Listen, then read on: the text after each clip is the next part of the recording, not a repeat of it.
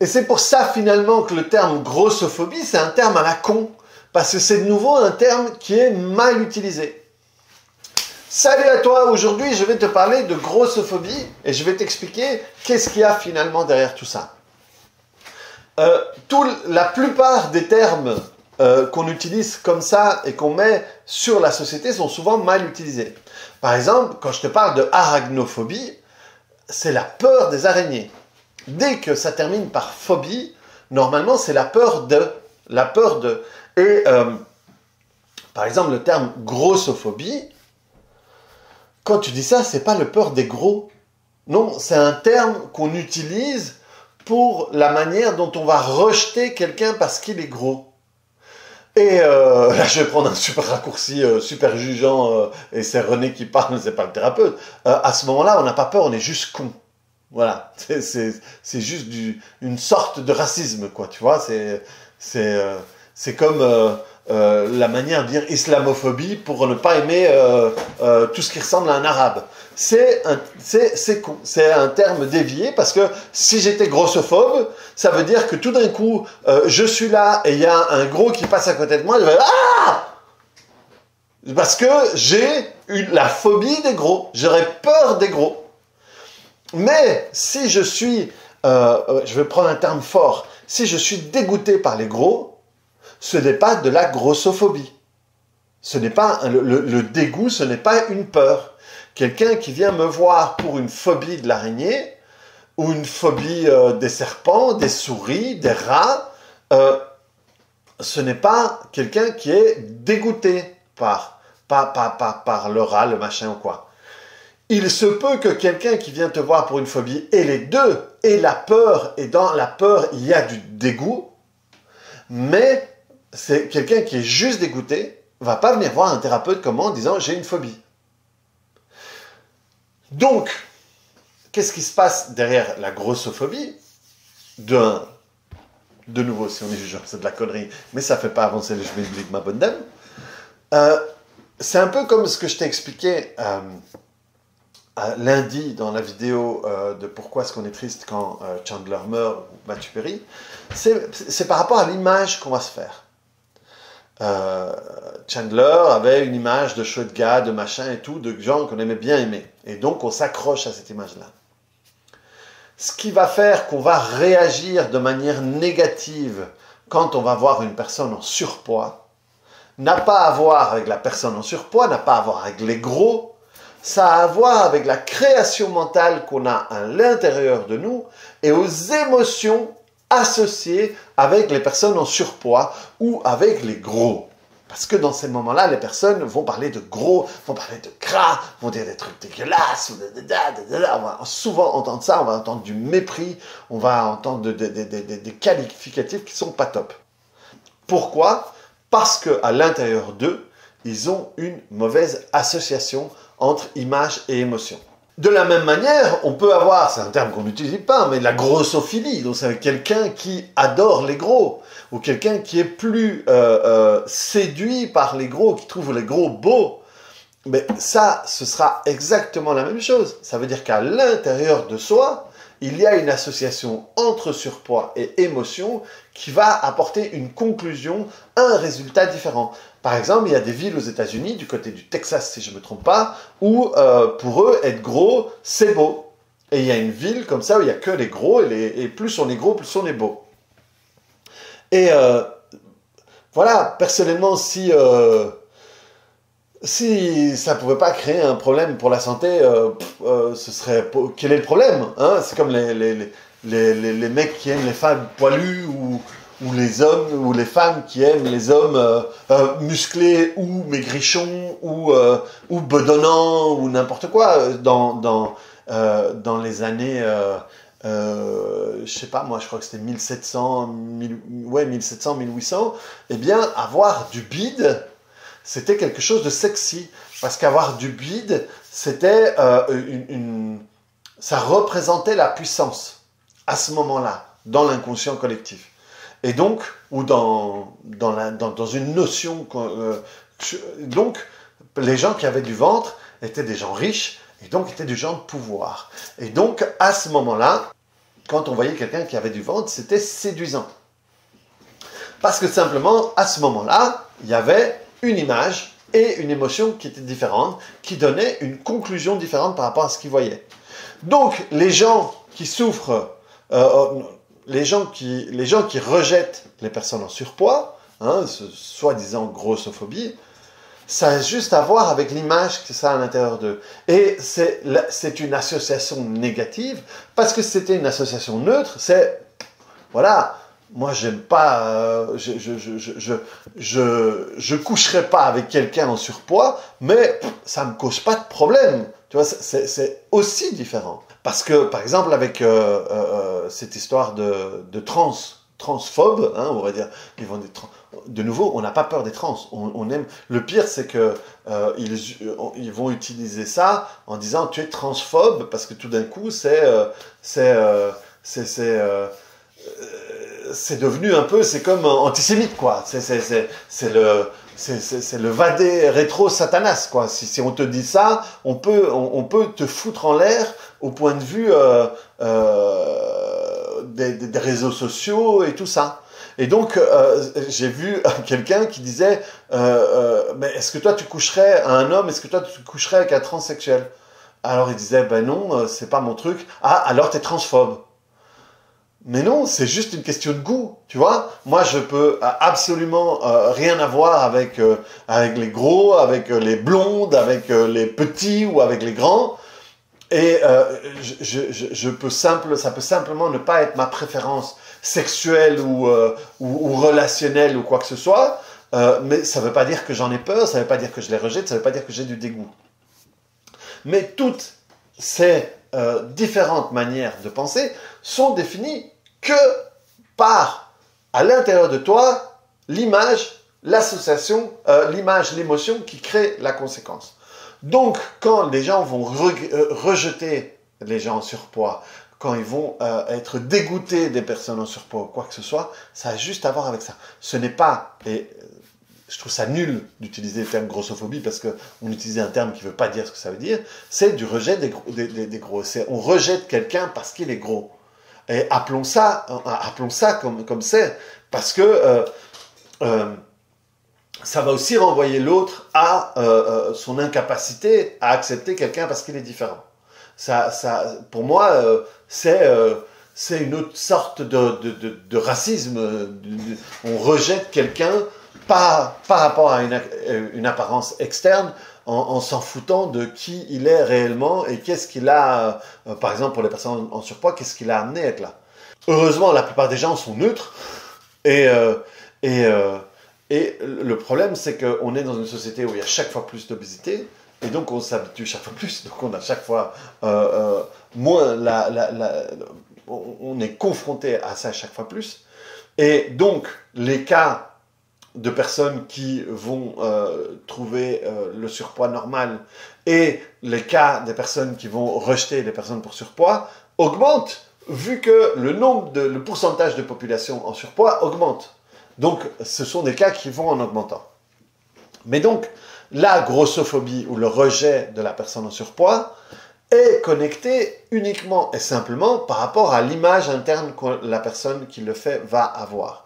Le fait d'avoir quelqu'un qui lui plaît, voilà, moi, par exemple, dans mes préférences de compagne, eh bien, je préfère, je vais avoir tendance à préférer les gens ronds. Moi, j'aime bien les filles un peu rondes. J'aime bien mon type de fille, c'est plutôt brune, petite, un peu ronde. Donc voilà, maintenant que tu comprends le mécanisme, à chaque fois que tu vas te rendre compte que tu n'aimes pas quelqu'un ou tu as une association négative avec quelqu'un, quelle qu'elle soit, tu sais que en réalité, cette conclusion que tu as envers lui ou envers elle est uniquement connectée à l'association que tu as à l'intérieur de toi entre l'image et l'émotion connectée. Qu'on aime ou qu'on n'aime pas Macron va dépendre de ça. Qu'on aime ou qu'on n'aime pas le Dalai Lama, ça va être connecté à ça. Qu'on aime ou qu'on n'aime pas Messi ou Ronaldo, pourquoi est-ce que j'aime Messi et j'aime moins Ronaldo? Parce que je vais tirer une conclusion sur Ronaldo, sur sa manière de se positionner, sur une certaine prétention, sur un besoin d'en faire des caisses et de montrer comme ça, eh bien, chez moi, ça va me rapporter à d'autres choses dans mon passé et où j'ai associé une image, une émotion et j'ai tiré une conclusion. Et ensuite, moi qui suis habitué à lire les gens, ben maintenant, je me rends compte par rapport à avant, je vais aller plus loin. Donc, il y a le René normal, comme s'il y avait un René anormal. Il y a René qui va pas aimer Ronaldo parce que c'est quelqu'un qui est un peu présomptueux, c'est quelqu'un qui, dans les médias, disent oui, on m'aime pas parce que je suis beau et riche et que je suis le meilleur. Donc, forcément, c'est pas ma came, quoi. Et donc, je l'aime pas. Mais ensuite, quand Zenrila regarde Ronaldo, il y a à la fois un truc que je comprends et à la fois un truc un peu où là, j'ai un peu de peine pour lui. Parce que je me dis, pour qu'il soit dans cet état-là, pour qu'il soit obligé comme ça de montrer ça et pour qu'il soit aussi haineux envers les gens qui arrivent à son niveau, c'est qu'il doit avoir une insécurité grande. Et là, tout d'un coup, des fois, ça me fait de la peine. Ici, il a vécu des choses où il a été rejeté de plein d'équipes et tout. Et là, je me dis, oh, putain, il doit souffrir, le gars. Ça ne veut pas dire que je l'aime pas, mais d'un coup, j'ai un peu d'empathie pour son comportement. J'aime bien Messi. Pourquoi? Parce que Messi me renvoie des trucs à moi. Il est latinos. J'aime sa fidélité. Il a été fidèle au Barça pendant des années. Il est avec sa femme qu'il connaît depuis qu'il est gamin. Et donc, ça rend le gars, au-delà des capacités sportives qu'ils ont tous les deux, qui sont exceptionnelles, mais au-delà de ça, le gars, je sens que j'ai plus d'atomes crochus avec lui, mais simplement parce que ça me renvoie à mes références à moi. Donc, si je suis un enfant et que mon père, ma mère, que j'aime énormément, sont en surpoids, ou même en extrême surpoids, eh bien, et que j'aime, parce qu'elle m'a toujours bien traité, il m'a toujours bien traité, eh bien, moi, quand je vais regarder les personnes en surpoids, je vais avoir une connexion plutôt positive avec eux. Et cette position positive, elle va être connectée à mes références internes. C'est la seule chose qui fait. Et on voit par exemple dans les gens qui n'aiment pas qui vont être méprisants avec les gros. On va avoir ceux qui n'ont jamais été gros et qui vont avoir une tendance à ce qu'on appelle la méritocratie. Hein, et alors, ils font toujours des efforts et alors ils vont avoir un jugement parce qu'ils vont dire s'ils sont gros, c'est parce qu'ils font pas d'efforts, c'est parce qu'ils sont fainéants, ils coûtent à la société, machin et tout. Et ensuite, il y en a qui vont être dans le dégoût. Dans le dégoût, de nouveau, il va y avoir des références à eux, propres à eux, qui peut être avec quelqu'un qui a vraiment été dégueulasse, ou peut-être quelqu'un en surpoids dans leur vie qui s'est mal comporté avec eux, et qui sentait peut-être, et alors du coup, comme ils ont ces références, ils vont le projeter. Rappelle-toi, tu ne vis pas la vie telle qu'elle est, tu le vis la vie telle que tu la projettes, telle que tu la vois. En fait, tes yeux sont comment est-ce qu'on appelle, un projecteur. Et ce que le projecteur projette, ce n'est pas ce que lui choisit, c'est le fichier qu'on a décidé d'envoyer. Et donc, quand tu vas voir le gros, tu vas pas voir le gros, tu vas voir la référence que tu as à l'intérieur de toi. Donc, si elle est positive, elle est positive. Si elle est négative, elle est négative. Et après, dans les différentes... c'est une liste non exhaustive, hein, mais après, il y a les gens qui ont été gros et qui décident de perdre du poids. Décident de perdre du poids parce qu'ils se détestent. Ils ne se supportent pas.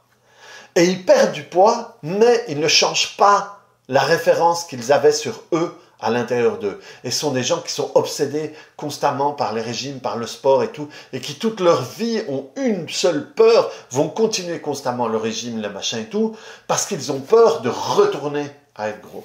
Et ces gens-là vont avoir du mépris envers les gens qui sont encore au surpoids, le mépris qu'ils vont avoir envers eux sera égal au mépris qu'ils ont envers leur image à eux. Et des fois, ça peut être les pires, hein, comme les anciens fumeurs qui sont encore plus intransigeants avec les fumeurs actuels. Donc, la seule chose qui détermine la grossophobie, la grossophilie, la grosse ce que tu veux, c'est la référence à l'intérieur de toi qui va être composée d'une image, d'une émotion, qui va créer l'expérience et une conclusion que tu vas projeter sur ce que tu vois. Donc voilà pourquoi la grossophobie, c'est de la grosse merde, c'est de la connerie. Appelons ça réellement, c'est juste le rejet de quelqu'un de différent. Ce n'est pas une peur, on n'a pas de nouveau, la personne qui va avoir de la grossophobie, c'est la personne qui va crier à chaque fois qu'elle va voir quelqu'un. Elle va voir quelqu'un de gros, parce qu'elle aura peur, comme si tu te déguises en monstre et que tu lui fais peur. Mais des gens comme ça, tu es d'accord qu'on n'en voit pas souvent. Donc voilà les amis, ce que je voulais dire sur la grossophobie. Si jamais ça te parle, si jamais ça te permet de faire des conclusions, explique-les-moi en commentaire s'il te plaît, parce que comme ça me permet de te lire et ça me fait plaisir de voir que ça peut t'aider à voir les choses différemment. Ah ouais, et laisse-moi te dire que, quelle que soit la référence que tu as à l'intérieur, tu peux la changer. Tu peux la changer parce qu'il suffit juste d'aller au moment où tu as imprimé cette image-là, au moment où tu as connecté cette émotion-là, et la conclusion va être différente. Je pourrais, si je le voulais, changer ma préférence sexuelle, c'est beaucoup dire, mais le genre, le type de filles qui vont me plaire. Je peux changer de nouveau. Si j'aime bien, si j'aime pas les personnes en surpoids, si j'aime bien, si j'aime pas les personnes de peau noire, de peau jaune, de peau ci, de peau ça. Voilà, moi j'ai grandi dans une cité. J'avais plein de potes arabes. J'ai ensuite fait du basket. J'avais plein de potes africains. J'aime la musique afro-américaine. Donc, moi, dans mes références, tout ce qui est peau noire, c'est positif. Ça a une connotation positive. Et donc, ça a une connotation positive parce que moi, comme j'aime les langues, j'ai appris des mots en lingala, j'ai appris des mots en swahili, j'ai appris des mots en arabe. Et donc, quand je vois, par exemple, quelqu'un de peau noire, j'ai envie de lui dire, tiens, d'où tu viens? De quel endroit parce que j'aime bien tout d'un coup, s'il me dit, je viens de tel pays, et que je me rends compte que je peux le situer dans le truc. Mais par exemple, ça peut être pris de la mauvaise manière. Parce qu'il y a quelqu'un qui peut être raciste et qui peut dire « Ouais, mais d'où tu viens ?» Parce que si t'es noir, tu peux pas être belge, par exemple. Si t'es arabe, tu peux pas être belge pour eux. Non, moi, je m'en fous de sa nationalité. Ses origines, ses parents, ses machins, ils viennent d'où? Parce que moi, ça me permet de faire des liens qui sont cool pour moi. Mais pareil, si je change cette référence-là activement, ou si je me fais agresser demain par des Africains qui me font du mal à moi, à mon fils, à ma femme, mais peut-être que cette référence va changer. Et donc, ma réaction va changer. Ce qui veut dire que quelle que soit la réaction que tu as envers les gros, envers les noirs, envers les arabes, envers les hommes, envers les femmes, envers les homosexuels, envers les transsexuels ou n'importe quoi d'autre, envers les grands, les petits, eh bien, par exemple, il m'arrive un accident et j'ai de l'amnésie, j'allais oublier le mot, j'ai de l'amnésie, j'ai plus de mémoire, eh bien, en face de l'autre personne, je vais avoir une réaction complètement différente. Parce que les références qui déterminent, qui prédéfinissent la réaction que je vais avoir avec l'autre vont changer. Donc, on peut changer tout ça. Et ça ne sert à rien de continuer à s'emmerder avec ce genre de réaction qui ne génère que du rejet, que du mal-être, que des émotions à la noix, quoi. Donc voilà, pour la deuxième fois, ce que j'avais à dire sur la grossophobie. Si ça te parle, mets-moi des commentaires. N'oublie pas de cliquer sur le bouton j'aime, ça prend 2 minutes pour toi, mais du coup, moi, ça me permet, à travers cette vidéo, de parler à d'autres personnes. Et puis, on se voit très bientôt sur une autre vidéo. Salut!